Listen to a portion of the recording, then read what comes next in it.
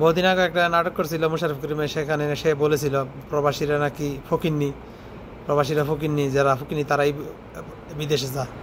তো আমার কথা হইলো তাকে এখন ক্ষমা চাওয়া উচিত প্রবাসীদের কাছে। সে কথা কেন বলেছিল, বলে বলে থাকুক বা কারো পরিচালনা নির্দেশনা বলে থাকুক, তাকে এখন ক্ষমা চাওয়া উচিত। এই যে দেখতেছেন হাসিনা পতনের প্রায় 1 মাসের ব্যবধানে রেকর্ড পরিমাণ বাংলাদেশের রেমিটেন্স গেছে। এ মাসে আগস্ট মাসে প্রায় 26,300 কোটি টাকা, 26,300 কোটি টাকা প্লাস বাংলাদেশে গেছে। তো এই টাকাগুলো কে দিছে? প্রবাসীরা দিছে না?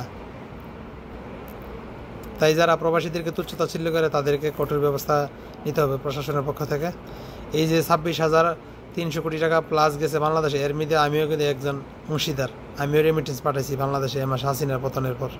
তাই প্রবাসীদের জন্য যদি আরও ভালো ভালো সিদ্ধান্ত নেওয়া হয়, তারপরে দিন দিন আরও রেমিটেন্স বাড়বে।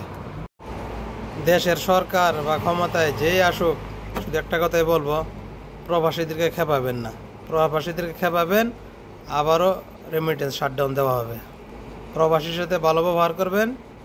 এই আগস্ট মাসে হাসিনার পতনের পর যেমন রেকর্ড পরিমাণ 26,300 কোটি টাকা গেছে বাংলাদেশে, প্রবাসীদেরকে খুশি রাখবেন, প্রবাসীদের সুযোগ সুবিধা দিবেন। বাংলাদেশকে আবার আমরা প্রবাসীরা আবার নতুন করে গড়ে তুলব। তাই বলবো প্রবাসীদের সুযোগ সুবিধা কি কি কমে আছে এগুলি পূর্ণ করবেন।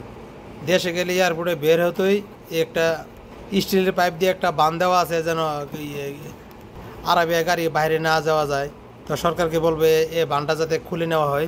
এটার জন্য অনেক দূর পর্যন্ত মাল কাঁধে করে নিতে হয়। তাই সরকারকে বলবো এইটা যাতে অতি দ্রুত উঠাই নেওয়া হয়। পরিশেষে এটাই বলবো, প্রবাসীদের সুযোগ সুবিধা কী কী লাগে তা খেয়াল রাখবেন। ওকে, বিদেশ থেকে সবার জন্য দোয়া রইল, দেশের জন্য। আসসালামু আলাইকুম।